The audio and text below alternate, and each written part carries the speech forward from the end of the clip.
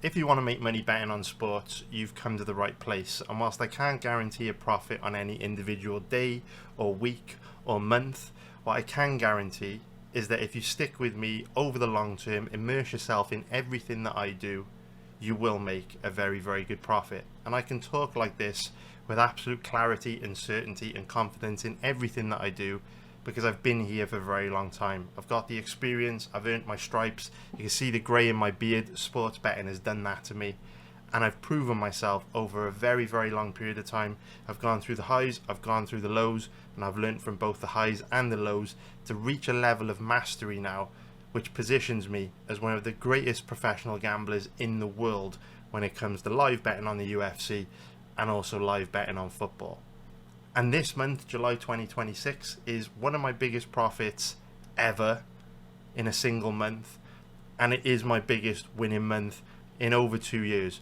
So we're going to spend a little bit of time at the beginning of this video just going into how well July has gone, celebrating some huge achievements that I've made over the last few weeks, and looking ahead towards the future after, you know, quite tough times, to hopefully be a little bit more positive and look forward to some happier times that are on the horizon. You can see that for various reasons the last few years have been incredibly difficult, incredibly challenging. You can see from this text here in this article that I wrote.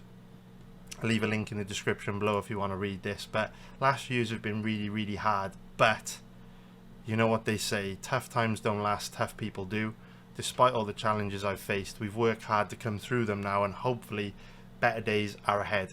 So July 2026 has been absolutely massive for us. I know most of you watching this video really care about picks and bets on the UFC and pre-fight bets.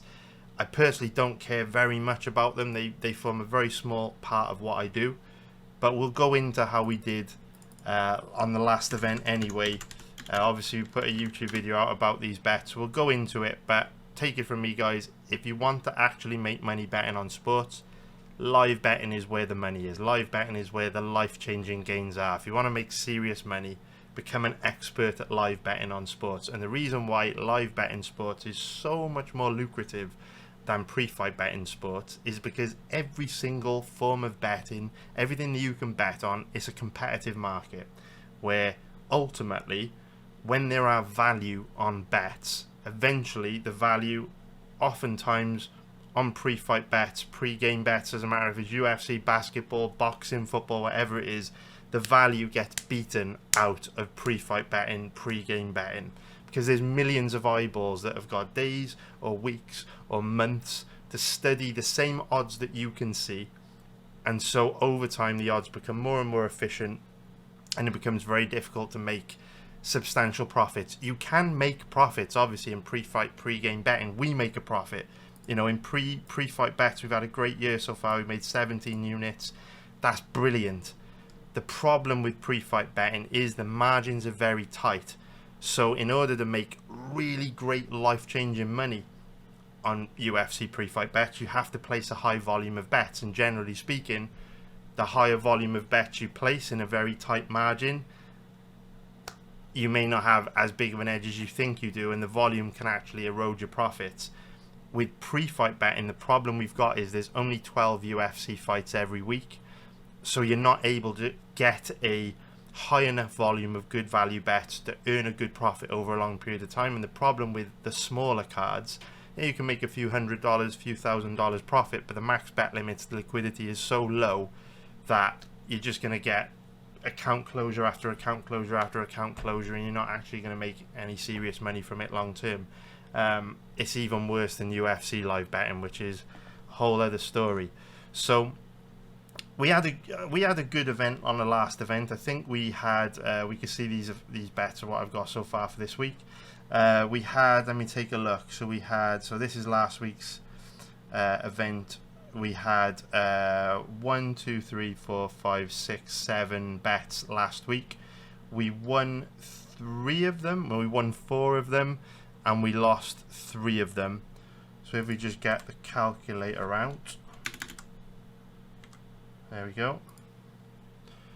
If we get the calculator out, we can see that we went 0.85 plus 2.6 plus 2.2 plus 0.83 equals, we made 6.48 units on the winners, and we lost 2, 3, 4, 5, 6. Is that correct? Yeah, 1, 4, 5, 6. So 0.48 units of profit. So very small profit on last week's event. Hopefully we can do better this week. But like I say, pre-fight betting, mostly irrelevant. I don't really care about it because everything else we're far better at, and we do a lot better at, including UFC live betting. So we made 0.48 units on pre-fight bets, and we made 1.7 units on live bets on that Duplessis versus Usman card. And you can see we are building a very nice new uptrend here, which is really cool. You can see after every little dip in our history, we always go on a big prolonged winning run. You can see dip, big winning run, dip, big winning run, dip, big winning run, dip, big winning run, dip, big winning run, dip, big winning run. And no doubt after this little dip here, we're starting another big winning run where if you come back in a few weeks or months, probably months, would be certainly not a few weeks, but if you come back a few months from now, no doubt our profit chart will be up here somewhere. And the real star of the show this July has been football. We've performed amazingly well in football this year. We're up over 40 units since January, which is absolutely phenomenal. Our ROI over a massive sample size of over 1,000 bets now just in the last 6 months is brilliant.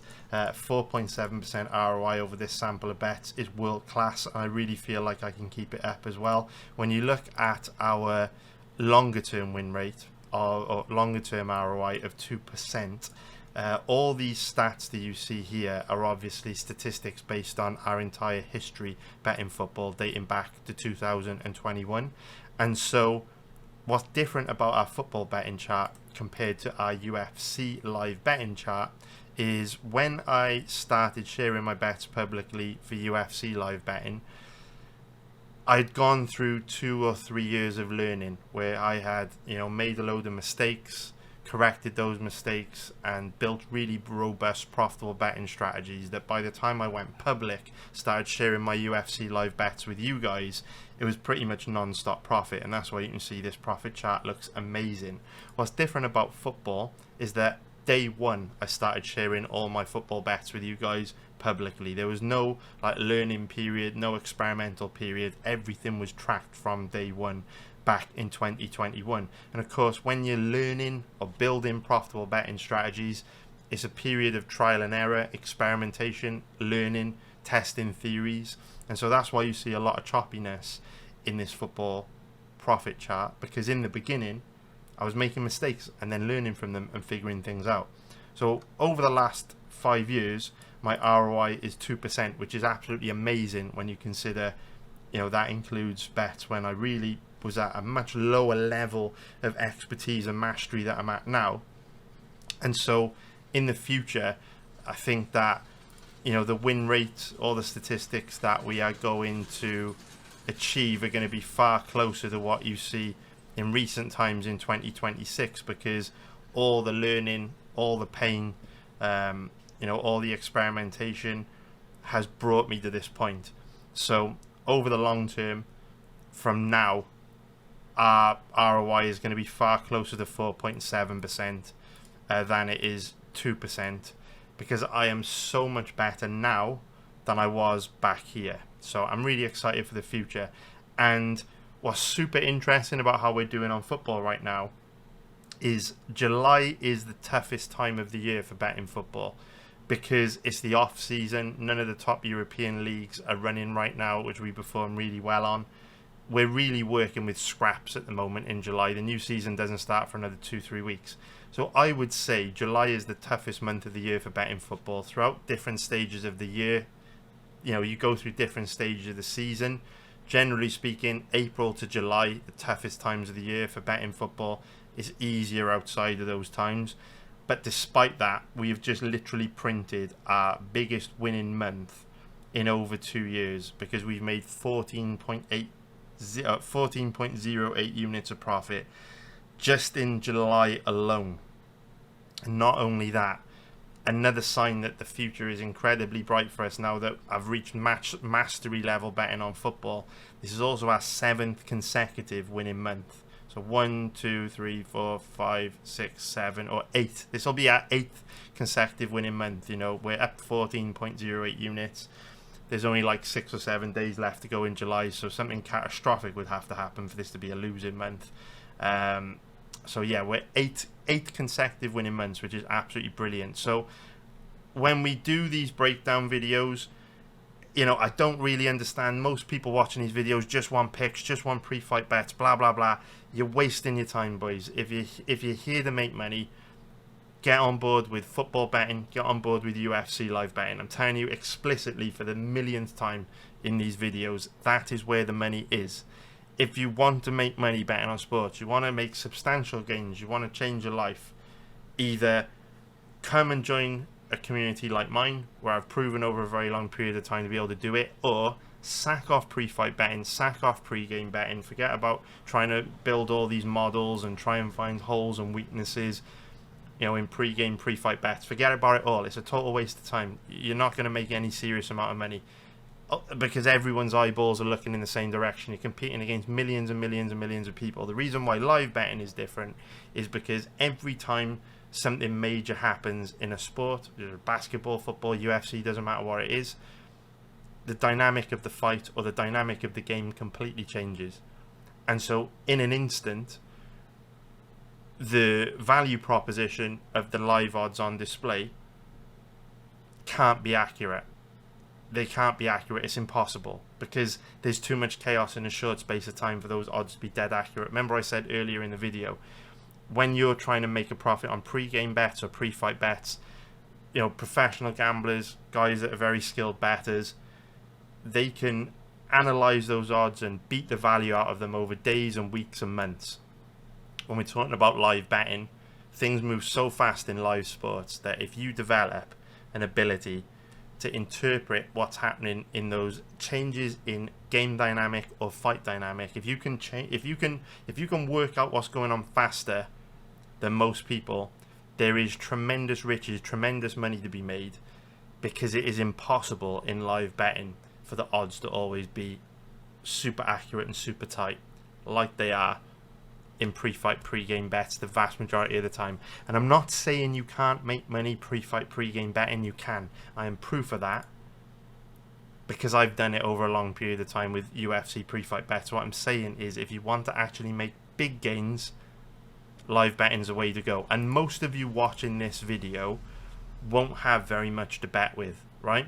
So where you're worried about your picks, you're placing your parlays, you're on about your UFC pre-fight bets, the margins are so thin on pre-fight, pre-game betting, unless you have a huge amount of money to bet with, you will not make any decent amount of cash that will actually have an impact on your life.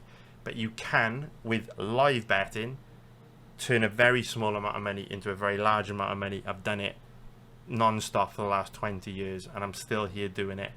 Trust me guys, if you only ever listen to one thing I say, forget about me, don't even worry about what I do. If you're not interested in what I do, that's down to you. But fucking sack off the pre-fight betting and go and learn, you know, NFL live betting, basketball live betting, fucking surfing live betting, whatever it is, ice hockey live betting, UFC live betting, boxing live betting. Just go do that. That's where the fucking money is. Wake up. Because I fucking make these videos every week and I'm like, guys, look at all this money we're making. Look at all this amazing performance. Look at how we're doing. Look at all these great charts. No one fucking listens. They just want picks and they want to fucking debate whether fucking, you know, fucking Walter Walker's going to beat Thomas Peterson. It doesn't fucking matter, really. It's irrelevant. Just fucking focus on the fucking money. Make your life better. Go out there, build a better life for yourself. Learn live betting. That's where the fucking cash is. Take it from someone that does this for a living. Greying his beard from this, been doing it over 20 years. So anyway, we'll break down some fights. I guarantee most people watching this won't listen. That's just the way fucking life is. People just don't listen, but that's the way it is. I'm telling you. Everything I'm about to say about these fights, fucking irrelevant. Go learn live betting. If you like a sport, if you love basketball, if you love the NFL, go become an expert in it. Go become a master in it. live betting. Now you've got Asian brokerages, you've got exchanges, you've got Polymarket, you've got Kalshi. Go learn the sport on a deeper level than most. You'll crush it, I promise you, because I've done it on 2 sports, UFC and football. I might go for a third next. I'm thinking about darts. We'll see how it goes. On to this next one. Magomed Ankalaev versus Brenson Ribeiro. We know Brenson Ribeiro is a relatively low-level fighter. That will come as no surprise to anyone. It's the reason why he's a big underdog this weekend. The odds are 6.5 plus 550. Now, Ankalaev is nothing special. He's quite scrappy. He's quite sloppy. He's not particularly technical anywhere. He's very inexperienced, only having 6 pro fights. But, obviously, Ribeiro has bad takedown defense, bad striking defense, and Ankalaev is reasonably skilled everywhere, which is probably all he needs to be in order to beat Ribeiro. So this is one of those fights where obviously Ankalaev is unplayable. It's his UFC debut. His odds command an implied probability of 85%. You'd have to be a blind, dumb or crazy person to bet Ankalaev in this odds range, so he's completely off the table. Whereas Ribeiro, on the other hand, does have more experience, does hit relatively hard, he is quite tough. I mean, he needs a miracle to beat a guy like Ankalaev, but I'd much rather sprinkle a little bit of money on Ribeiro in this odds range if you want to gamble a little bit of money to make watching the fights more interesting than, you know, betting Ankalaev at an implied probability of 85%. That just doesn't make much sense to me. So Ribeiro will most likely lose this fight. His odds reflect that, and this is a pretty dead matchup for betting. We will, however, take a look at the fight spreads and the over-unders, see if we can find anything there worth betting. Nothing on the fight spreads. The over 1.5 rounds is a little interesting to me, just because Ribeiro is quite a tough fucker. You guys know me, I always say let the odds do the work for you. So odds of 3.05 plus 205 for, you know, against a guy making his debut. He's only had 6 pro fights, fighting an experienced, tough veteran in Ribeiro. Over 1.5 rounds of 3.05 is not crazy. I need to give this one some thought. There could actually be some value there. So I think what I'm going to do, so my system hasn't pulled Ankalaev's record because he's making his debut and he's got a funny name. But what we will do is just take a little look. I'm pretty sure all of his fights have ended very quickly. Yeah, so he hasn't been hasn't been to a decision ever. But this is a step up in competition for him. He didn't look crazy dangerous in his past fights.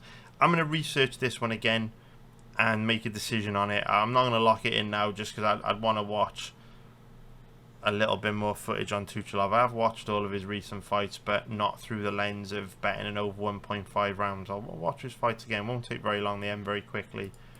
And we'll get back to that. So yeah, if you're part of my community, obviously watch your notifications, and if I lock in a bet on Ankalaev, you'll be notified about it. But not a bet on Ankalaev. If we lock in a bet on the over, you'll be notified about it, as long as you have set up your notification settings, which you can do by going here and going to edit profile, and then all your notification settings are down there. Yeah, so let's move on to the next one. I'm now going to break down the fight between Santiago Ponzinibbio and Sam Patterson. So this is an interesting matchup. Again, we've got massive favourite Patterson, 1.20 minus 500 at an implied probability of 79%, facing obviously Ponzinibbio, who is a lot older, on a very steep decline, and at this stage in his career his chin is really letting him down to the point where he's getting rocked, wobbled, dropped, knocked out in almost every fight. What I would say about Ponzinibbio though is that he's still just as tough as he always was. So Ponzinibbio is incredibly tough, and power is the last thing to go, and he still hits pretty hard, and so that does make him a live underdog in this one, simply because Sam Patterson is one of these guys that, you know, he's just abnormally long and tall for the division. He's long, he's lean, he's lanky, he's got that thin giraffe neck, and guys like Patterson are a bit of a sitting duck to the knockout. Now, obviously, at this stage in their careers, Ponzinibbio is probably less durable than Patterson, but we always say let the odds do the work for you, and power's the last thing to go. Ponzinibbio does have some power. You do not want to be betting on a guy like Sam Patterson, who is chinny, who is bad defensively, at an implied probability of almost 80%. Because ultimately, it only takes one clean shot to land, and Ponzinibbio can put him away. Is it likely? No, it's not fucking likely. If it was likely, Ponzinibbio wouldn't be such a big underdog. But letting the odds do the work for us. If for whatever reason you do want to sprinkle a little bit of money on this fight to make watching it more interesting, I think Ponzinibbio is a far better bet in this odds range. I won't be betting him personally because it's not very often that 39-year-olds beat 30-year-olds, especially when we know Ponzinibbio's chin has absolutely gone. But you'd have to be, like I say, dumb, blind or stupid, or a fucking nutcase to bet on Patterson in this odds range. There's absolutely no value there, no upside at all. It's a waste of time. So yeah, clearly a dog or pass fight, and not one that is particularly interesting from a betting point of view. So now let's move on to the next matchup, which is going to be... Oh, actually, I'll tell you what. I'm a little bit dismissive. Let's take a look and see if we've got any fight spreads. No, we don't. Over-unders. Do you know what? The under is actually a little bit interesting to me here, simply because, obviously, Patterson was involved in an absolute snooze fest in his last fight against Michael Page, but they were training partners. Page is one of these guys that isn't that dangerous unless you take the fight to him. He's a counter striker, so if you get really aggressive with him, he's really good at picking you off. But Patterson didn't. He was very patient. He stood off him, fought very safe, limped out, lost a very weak decision. But he's likely going to be far more aggressive against Ponzinibbio. You see, prior to the decision loss to Page, the vast majority of Patterson's fights ended very quickly. In fact, every fight prior to the Michael Page matchup in the UFC ended in round 1. You can see they were all first round finishes. And Patterson was criticised quite heavily for that performance against Michael Page. Pretty awful performance. He was criticised for it, so he's likely to come up more aggressive here against Ponzinibbio and want to make a statement. And Ponzinibbio's not the kind of guy to counter-strike and back down from an exchange and kind of play it safe. One of the reasons why he's been knocked out so many times in recent years is because he does still engage and he does still fight like the crazy guy he used to be in his prime. So when you've got two guys that aren't going to want to take a backward step, something usually has to give. And in the case of both Patterson and Ponzinibbio, they are both quite chinny. And so when you get dynamics like that, someone usually does get knocked out relatively quickly a lot of the time. I don't love the odds on the under at 1.68, but I did think the odds would be steeper than that, because I do think we're quite likely to see a quick finish here. So I'm probably not going to bet that myself, but it's something for you to think about if you are in the market for trying to find a bet on this fight to make watching it more interesting. I would say under 1.5 rounds at 1.68 probably isn't terrible, because I don't see Patterson fighting super safe like he did against Page, and even at this stage in Ponzinibbio's career, he's still quite aggressive. So we will now move on to the next one, which is going to be just Dustin Jacoby versus Magomed Ankalaev. Now, if you haven't researched this fight, you might be surprised to see Dustin Jacoby, a 38-year-old American, as a decent-sized favourite, 1.57 minus 175 for an implied probability of 60%. You may be surprised to see Jacoby as the favourite here against someone with a name like Magomed Ankalaev, with a beard, combat sambo background, fighting in the Middle East. We know what type of matchups guys like Magomed Ankalaev usually get in this part of the world. We also know how difficult it is for foreign fighters to go to the Middle East and beat Muslim fighters in a country like Abu Dhabi. I've done research on this. You can find an article on the website about it. Home advantage is huge in this part of the world, and while I get Ankalaev is Russian, it tends to be more around Muslims having a big advantage in the Middle East. And so on paper this is a terrible fight for Jacoby, because Ankalaev's got a good record at 9-0. He's got the name, he's got the beard, he's got the religion, and Jacoby is old, he's American, Doesn't make much sense why he's a favourite. But if you watch some footage on Saydov, and unlike a lot of the other debutants on this card where there isn't the best quality footage available on them, we actually do have some good quality footage available on Saydov, and he's surprisingly really bad, which is the reason why he's the underdog in this one. So if you're wiki capping this fight and you haven't done any research and you haven't watched any footage of Saydov and you think, do you know what, I'm just going to bet Saydov as the underdog because he's young and he's Russian and his name ends in Ov and he's got a beard and he's fighting an old American in Abu Dhabi, I would just say go watch a little bit of footage on Saydov because he looks kind of awful. His cardio is really bad. He's very sloppy. His grappling's not the best. And we know Jacoby is very difficult to hold down. Jacoby's one of these guys that does have a tendency to give up a lot of cheap takedowns, but he's very, very difficult to hold down. So if you want to bet Saydov this weekend, I would just say do a little bit more research than your old wiki capping, scanning their fight records, because they don't tell you the whole story here. If Jacoby's odds were a bit better, if Jacoby's odds were up in that even money odds range, maybe like 1.7, 1.8, I would probably bet Jacoby this weekend.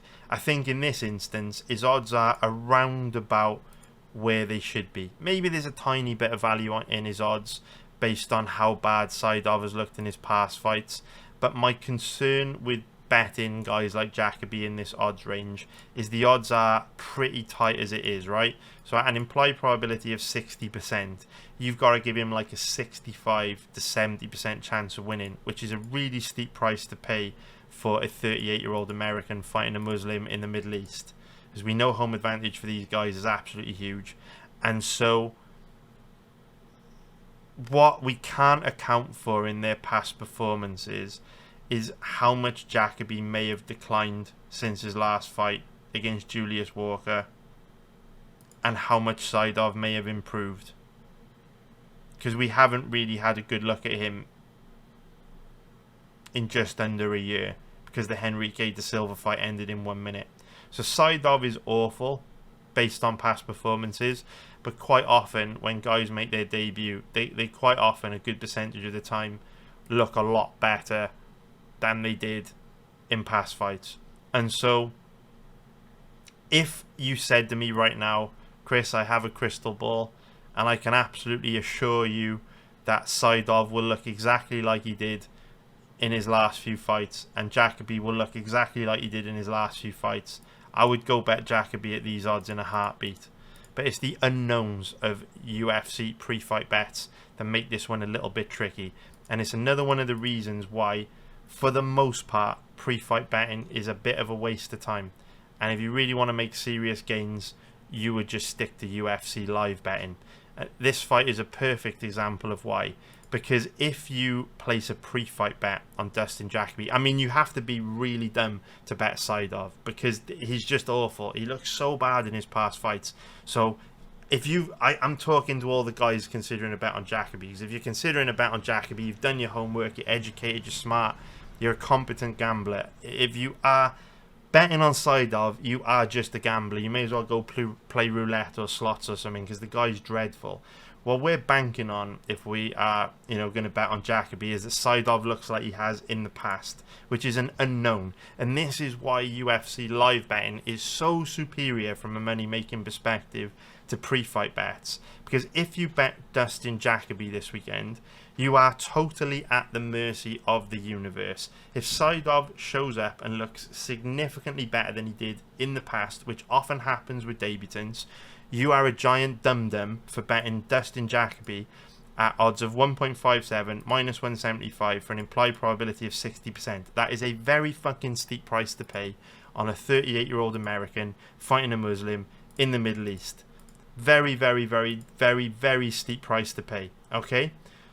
So why put your money in that much danger? The smarter thing to do would be to wait until the fight starts, see how Saydov moves, see how he looks, and then if he does look as bad as he did in past fights, live bet Jacoby, and you completely eliminate the risk of Jacoby either looking a lot worse than he has in the past or Saydov looking a lot better, which are two real possibilities on a fight like this.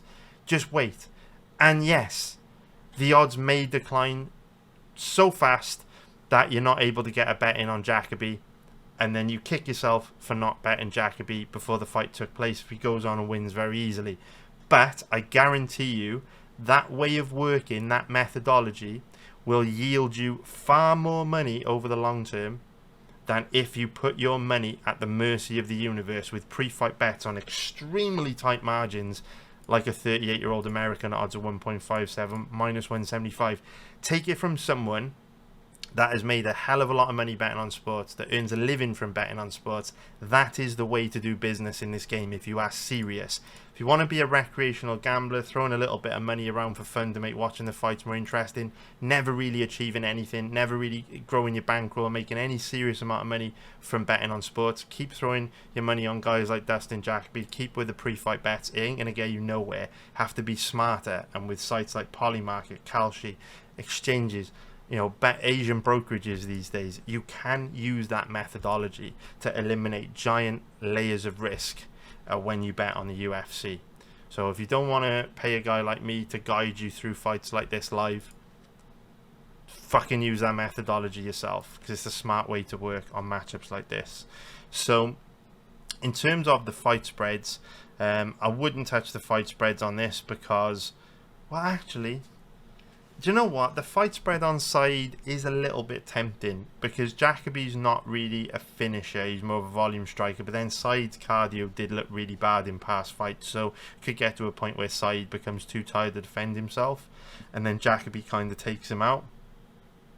Over under, I think it's more likely the fight ends under 2.5 rounds actually.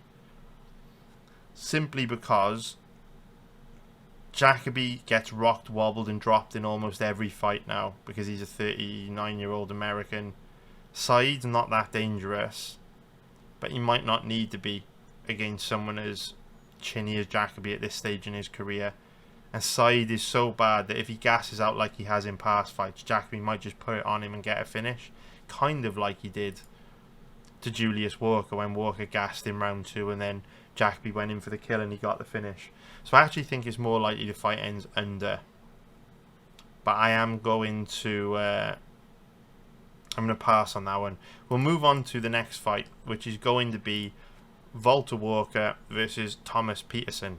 So Walker is the favourite in this one, odds of 1.55, minus 182 for an implied probability of 61%.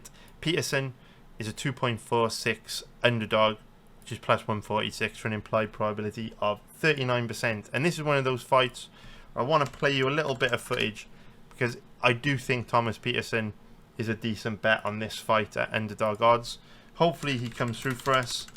If he doesn't, not really a big deal. July has been absolutely huge for us, so I don't really care either way. But it would be nice if he were to win for you guys, because hopefully if you are just sticking to pre-fight betting this card, this is a bet that could earn you a decent chunk of change, a decent little profit on a fight like this where the odds do feel quite off.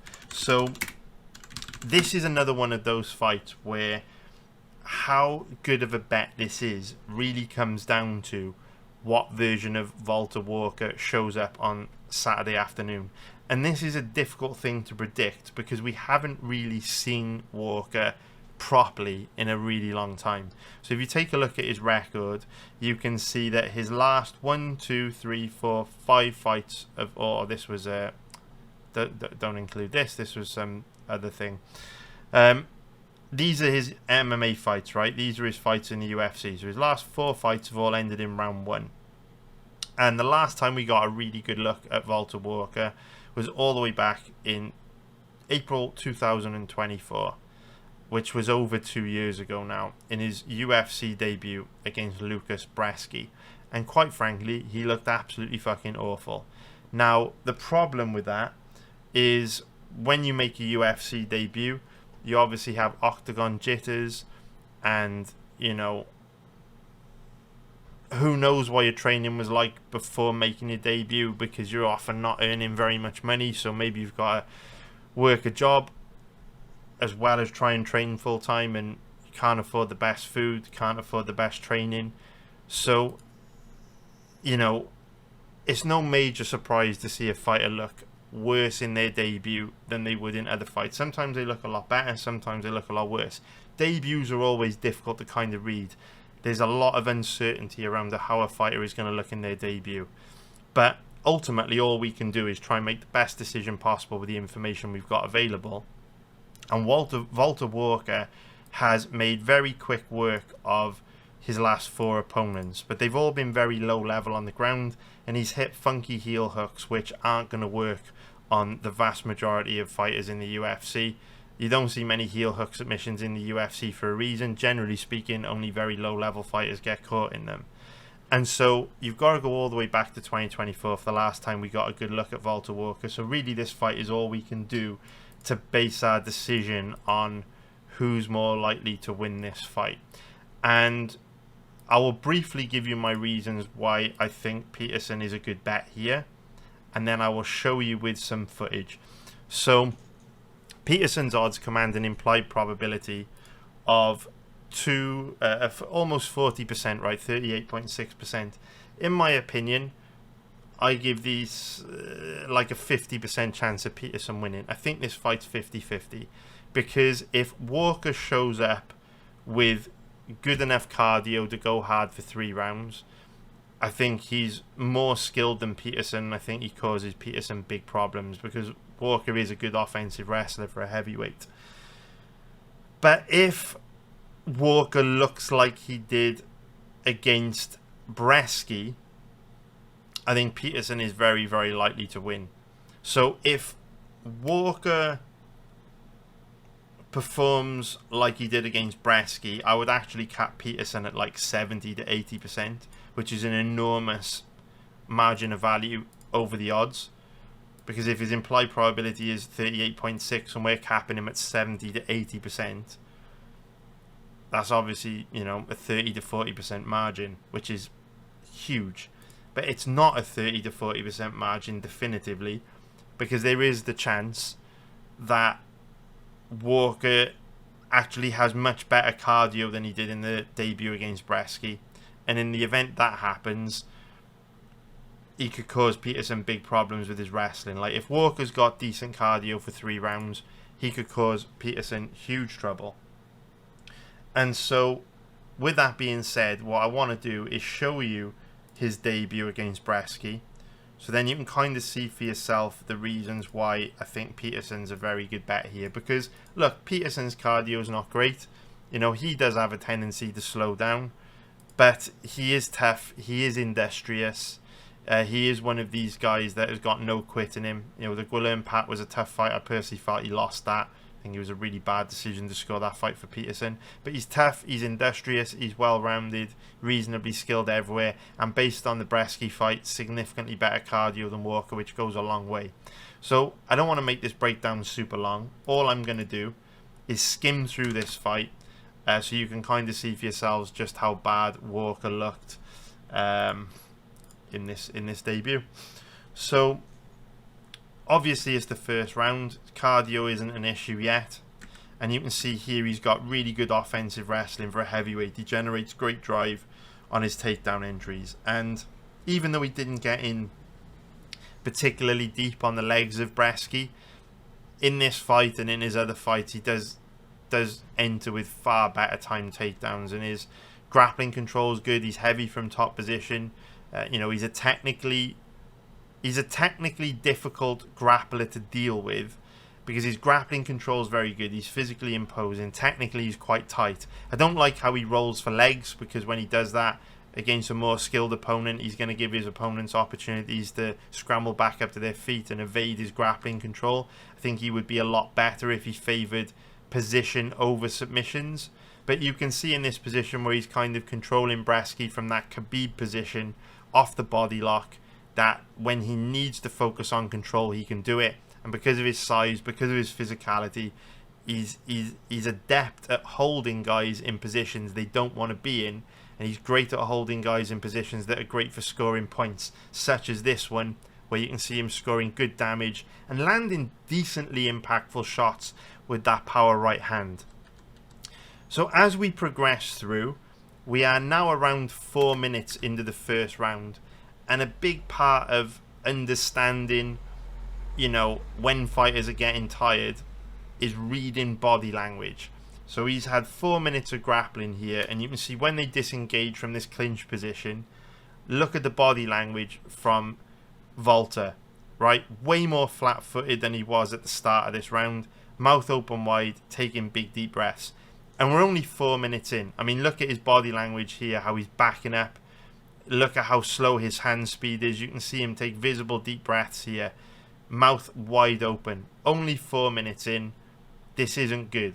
And we're going to leave the next 45 seconds just play through. So you can see the fully laboured movement from Walter. The sloppiness, the heaviness, the tiredness. How bad he is defensively. And like I say, there's nothing special about Peterson. He's not particularly skilled. He's not particularly dangerous. But he is a blue-collar workhorse that can drag a guy like Walker into deep waters and test that cardio, which is essentially what Lucas Bresky did and essentially why Walter Walker lost the fight. So going into round 2, obviously Walker's just had a minute to recover in between rounds. He's going to move a little bit better at the start of round 2. He's just had an opportunity to catch his breath. But you'll see again here, it doesn't take very long for Walker to slow down quite badly again. So here's a takedown entry from him, a minute and a half into round 2.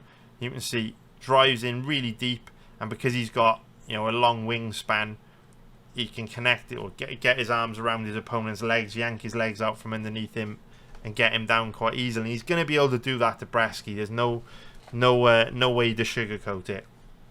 Grappling control is very good, but again, this time Bresky works his way back up to his feet far quicker, probably because he feels Walker tiring in those grappling positions. So Walker's grappling control is not as tight, it's not as physically imposing. And you can see Bresky's back up at the midway point in the fight. So again now, look at how slow, how laboured, how sloppy Walker is in these positions. And if you go back and watch Thomas Peterson's past fights, just kind of visualise Peterson in this position where Peterson just works. His output is very high. He throws a high volume of strikes. He's a grinder. He likes to beat you up in the clinch. That kind of guy is exhausting for someone like Walker. Similar to Bresky, where they just won't go away. After every takedown attempt from Walker, after every punch that he throws, Bresky is right back on top of him, making him work, trying to out-hustle him, trying to outpoint him. And that's exactly what Thomas Peterson is also capable of doing. And Peterson's a tough fucker as well. He's tough, he's durable, he's got a decent chin. Even though Walker's grappling control is great on the ground, and even though he's won a bunch of fights by freak, weird heel hook submissions, I don't think Walker's like terrifyingly dangerous on the ground. I think he's had a lot of matchups against low-level opponents who didn't know how to deal with that heel hook. But I think Walker will probably suffer from the Ronda Rousey effect, where he's not going to be that difficult to work out. He's a bit of a one-trick pony, leg locks with some grappling control. And I think a guy like Peterson can prepare for Walker and neutralise the threat of those leg locks. So here towards the end of round 2, you can see him look very tired, very sloppy. And as we scroll through the last 30 seconds of the round, you can kind of see again Walker just looking very tired. Very, very, very tired.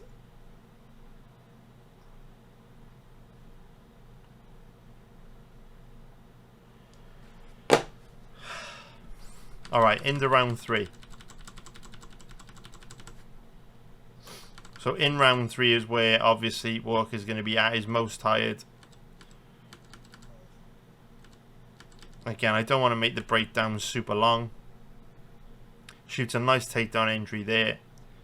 Uses his long arms, his long wingspan to reap Bresky's legs out from underneath him. But you can already guess what's going to happen. When Bresky defends this position, you can see here he hits the reversal. And this is the issue that I think will cause Walker a problem as he starts to face a high level opponent. Remember we said Walker would be much better if he favoured position over submission. From this position, there's really no need for him to get overly aggressive and go to the mount so close to the cage where his opponent... Sorry, my neighbour's alarm started going off on their car across the street. So yeah, Walter Walker's one of these guys that you know, he does give up position a lot, hunting for long shot submissions. And you see it here, there's no real need for him to advance the mount here. He does go for mount rather than just staying heavy and top, or heavy and tight from top position, in a safer position like half guard. By advancing the mount, he gives Rzepecki an opportunity to hit the reversal, which he does. And I think this is an issue you're going to see more and more with Walker as he faces a high level of opponent. We saw it used to happen a lot with Sergey Spivak, where he would go for like a long shot armbar or a long shot triangle and wind up on the bottom and get reversed. I think Peterson's more than capable of doing that to him. I think Walker needs to be careful, because if he starts getting reversed and spending a lot of time on the bottom, that's going to test his gas tank even more. So that's the reason why I like Thomas Peterson in this fight. I think he's tough enough and durable enough to survive the early stages against Walker. And if Walker's cardio is as bad against Peterson as it was against Rzepecki, I think Peterson's likely to take over in round 2 and cause him big problems. So in terms of the fight spread, there's not a massive difference in percentage terms between the fight spread odds and the money line odds. And I personally think the money line odds do have good value. But I also think that if Peterson survives the first round, this bet is very, very likely to win, because I think Walker will be too tired to win all 3 rounds. I think at some point Peterson will take a round. And for that reason, we will lock in a bet on... for that reason, we will lock in a bet on that fight spread. So we'll add it in right now. So we're going to go fight spread. We're going to go Peterson. We're going to go for Peterson. And we're going to go plus 3.5. And the odds were 2.25. We'll just go a unit on that. And I think the Telegram issue is still happening. Yeah, okay. So we'll pop that bet in there. Happy days, happy days, happy days. Happy days. And yeah, I do think that's a reasonably good bet.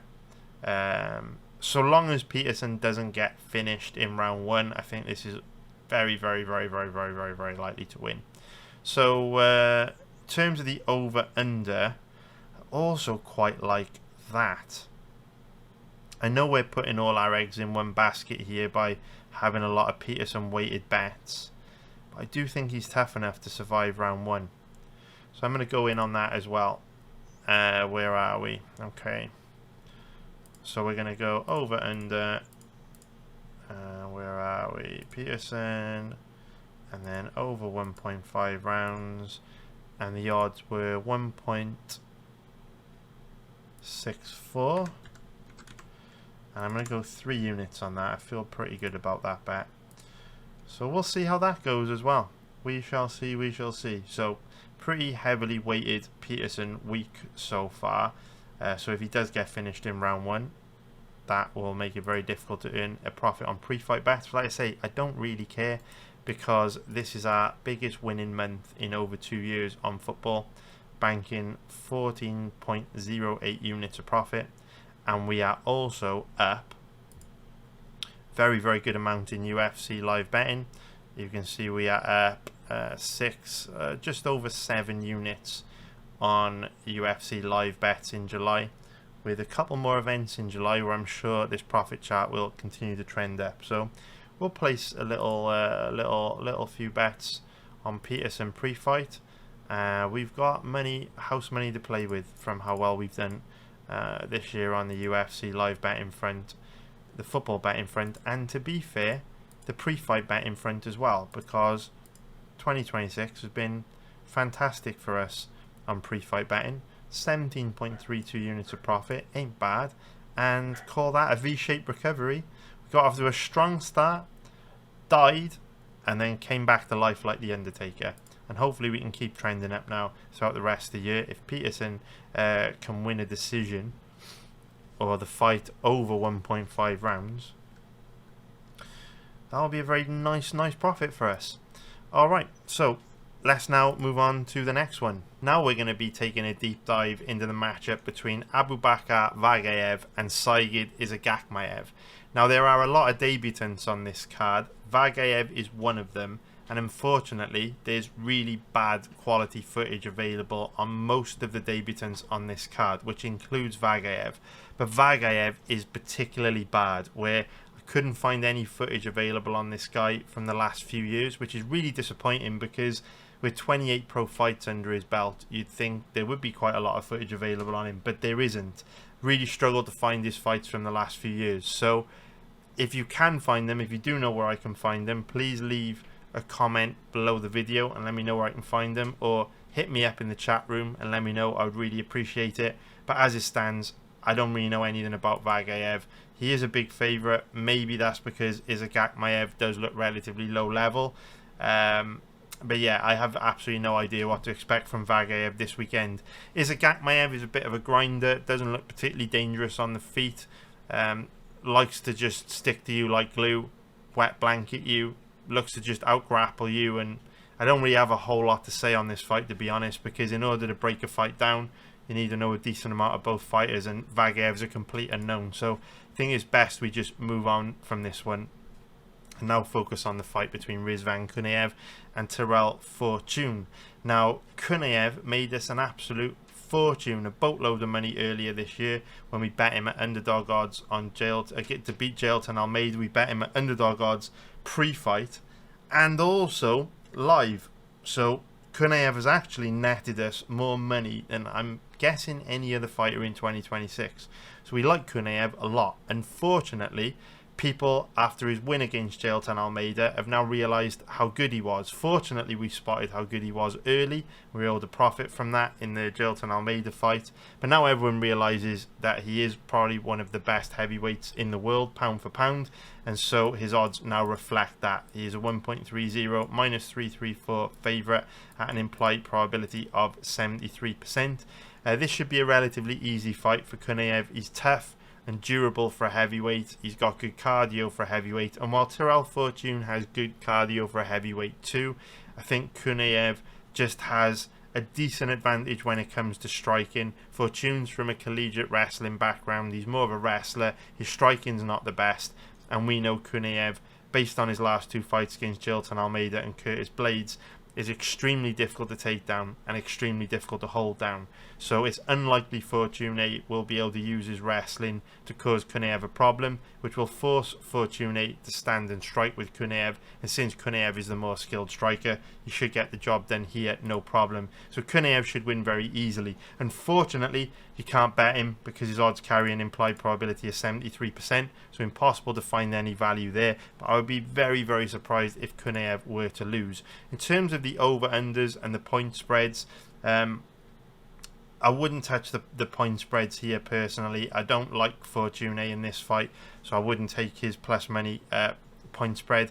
But I also wouldn't take the minus point spread on Kuniev either, because, well, I just hate minus point spreads betting on sports in general, because if Kuniev's up 2 rounds going into the third, he might chill a little bit, take it easy, play it safe, enabling Fortune to maybe nick the third. There's a lot of reasons why I don't like minus point spreads. I won't go into it in this video, or this video will be another hour long.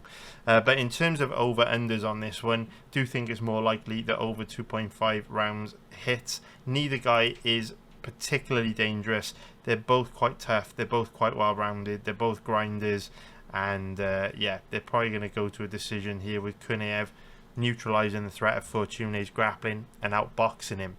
So let's move on to the next fight, which is going to be Magomed Zaynukov versus Damian Rzepecki, which is a fight featuring another big favourite. So Zaynukov 1.32 favourite, which is minus 310 for an implied probability of 72%, and Rzepecki 3.40 underdog, which is plus 240 for an implied probability of 28%. So Zaynukov is better than Rzepecki everywhere. His odds make him unplayable. It's his UFC debut. It's one of those situations where, like I say, Zaynukov is nothing special. He's not particularly dangerous on the feet. He's not particularly technical anywhere. He's a little bit sloppy. But Rzepecki has a very raw style of fighting. He's a little bit sloppy. He's not that technical. You know, Zaynukov is a little bit better than Rzepecki everywhere, and so he's more than likely going to win. This is one of those matchups where I would say both guys are quite bad defensively, but neither of them really have the power to make the other pay on the feet. Both guys are reasonably skilled grapplers, but Zaynukov is just that little bit, maybe like that 10 to 20% better than Rzepecki everywhere, and for that reason he's more than likely going to win. Obviously though, his odds of 1.32 minus 310 at an implied probability of 72% make it impossible to bet on him. There's going to be no value there. But also we know home advantage is huge in this part of the world for Muslims. We know that Muslims win a very high percentage of the time on fight cards in the Middle East against non-Muslim fighters. So I wouldn't want to be rolling the dice on Rzepecki either, because it isn't going to be easy for him to get his hand raised if this fight goes the distance. And obviously it is quite likely to go the distance, because neither of these guys are that dangerous and they are quite well rounded. Both guys have got reasonably good cardio, so that shouldn't really influence the outcome of this matchup too much. Not the most interesting fight. Zaynukov should take this one. If we take a look at the fight spreads, I'm not too interested in the fight spreads. Again, I don't like minus point spreads, and I wouldn't take Rzepecki plus 3.5 in this one. In terms of the over-under, it's very likely to go to a decision. Both are very tough, both are very well rounded. That over 2.5 rounds most likely hits on this one. So now let's break down the next fight between Islam Dulatov and Wellington Turman. So we don't know a whole lot about Dulatov. There's not tons of footage available on him because he's killed everyone that he's ever fought in the last few years relatively quickly. But from what I have seen, he does look excellent. Sometimes a fighter comes along and you can tell just by the way they move, how technical they are, that they're likely something a bit special, and I get that feeling from Dulatov. He moves very well on the feet, he's very technical, he uses his length well, and whilst we can't be absolutely sure he's the real deal, have a sneaky feeling he is. And this is potentially a really good matchup for him, because Wellington Turman isn't the most dangerous or skilled offensive wrestler, which means Dulatov will probably be able to keep this fight standing with very little effort and showcase his striking again and force Turman to stand and strike with him. And we know Turman isn't a very dangerous striker either, doesn't really have much power in his hand, he's more of a volume striker. And what we also know about Turman is that he's a sitting duck on the feet. You know, he is tough, but he doesn't move his head much, doesn't read his opponents very well. So this is a great stylistic matchup for Dulatov, where he should be able to pick apart Turman on the feet, light him up, and most likely knock him out. So I am very high on Dulatov. I think he's absolutely legit. Unfortunately, his odds do reflect that, and he's a 1.10 minus 1,000 favourite coming into this fight. So Dulatov is completely unplayable, but I wouldn't be betting Turman either. I think he gets brutally knocked out in this one, unfortunately for him. So in terms of the fight spreads, not interested in the fight spreads at all. The fight spread odds are dreadful on Dulatov, and I think Turman's getting knocked out, so not interested in that either. I wouldn't touch the over-under on this one. I mean, the over 1.5 rounds in this odds range always feels a bit generous, but when Dulatov is as dangerous as we know he is on the feet, and when Turman is as bad defensively, most likely outcome here is a quick knockout for Dulatov. So this fight completely unbettable for me. Now move on to the co-main event, and I do think Ramazan Temirov is a pretty good bet in this one. I do think it will be a difficult fight for him for many reasons, but I think he will pass the test and get his hand raised on Saturday night. So he's a 1.88 slight favourite at the moment, which is minus 114 for an implied probability of 51%. The eyes of the bookies, this is roughly a 50-50 fight. And I acknowledge that I do think this matchup's going to be competitive, but you guys know me by now. I absolutely love the bet fights in that even money odds range. You can see that the average odds on bets I've placed this year has been 2.03, and over the long term the average odds on bets I've placed has been 1.91. I absolutely love betting fights in the even money odds range, because if you can just lean 60-40 one way or the other, you can usually find a pretty strong position to put your money, and I absolutely do cap Temirov at that 60% just based on past performances, how things have gone. But there are some challenges for Temirov in this fight, starting with his size. He is very small for the division. He's only 5'4" with a 63-inch reach, which makes him one of the smallest male fighters in the UFC by wingspan. He might even be the smallest. Obviously, because of that size, or because of him being small, that means Erceg is 4 inches taller, with a 5-inch reach advantage and a 2-inch leg reach advantage. So Erceg, much bigger, much more physically imposing fighter. He's got a real size advantage coming into this one. And size matters in MMA. We've got weight classes for a reason. Having said that, Temirov gives up size disadvantage in every fight because he is just small, so he is used to dealing with it. He has to deal with it in pretty much every matchup. Doesn't mean he'll be able to deal with it when it comes to, a tough, well-rounded opponent like Erceg, but at least he's not facing a huge size disadvantage for the first time. He's coped with it reasonably well throughout his career. Temirov is also a guy that uses a lot of footwork and movement to bounce around the octagon, so he does slow down as fights wear on. And that is another reason why there is some risk to betting Temirov this week. However, I do like him in this fight because he's very technical, very skilled, difficult to take down, difficult to hold down, good offensive wrestler himself. And he's good at getting in and out on his opponents. Even when they have the reach advantage, his movement is great. He's very fast. What he sacrifices in size, he makes up for in speed. And he's a lot more technical than Erceg. Erceg always seems to be involved in these close competitive fights because he kind of plods forward and attacks people, but he doesn't throw a particularly high volume of strikes. And on top of that, he doesn't really have too much power in his hands. So when he does land, it doesn't really land with too much impactfulness or really get the attention of the judges. With Temirov, I'm not saying he has power either, but he's a lot better defensively than Erceg, where he's in and out and he uses his footwork and his movement very well. So I think this is going to be one of those fights where Temirov does really well in the first 2 rounds. I think he can pick Erceg off on the feet, chip away at him with his superior technique and outstrike him. And then when Temirov slows in the 3rd round, Erceg will likely pour it on, but I think by that point he's likely going to be too far behind on the scorecards and it won't matter. So I'm not super confident in Temirov. It would be impossible to feel super confident in someone this small, giving up such a big size disadvantage, especially when they slow a bit as fights wear on. But I think he is, from a technical point of view, better than Erceg everywhere, and his cardio is not terrible, so I still like him to get the job done here.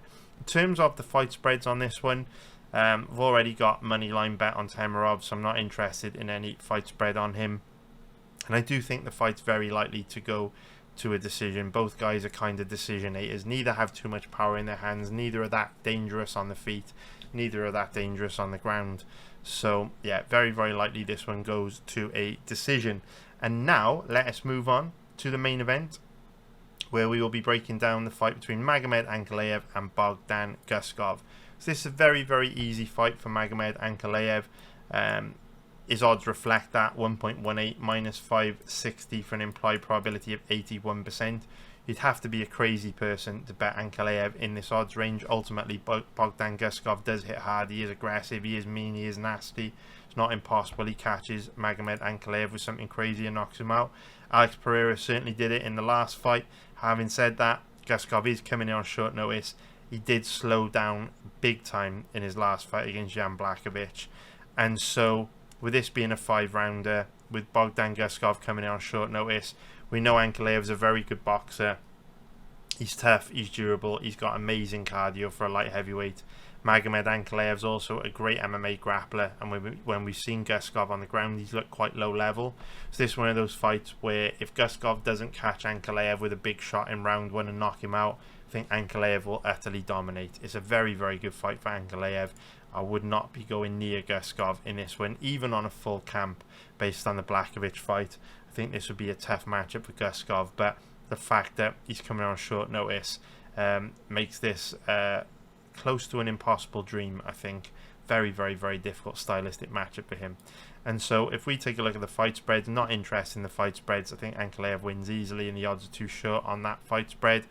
And in terms of the over-under, I think there's actually a good chance that it goes under 2.5 rounds because Guskov gassed before this point in the Blachowicz fight, and now he's coming in against Ankalaev on short notice. So if he gasses under 12.5 minutes against Magomed Ankalaev, I think Ankalaev has got that mean, aggressive killer instinct where he'll look to take Guskov out, and I think he'll most likely get the job done because of how dangerous his boxing is.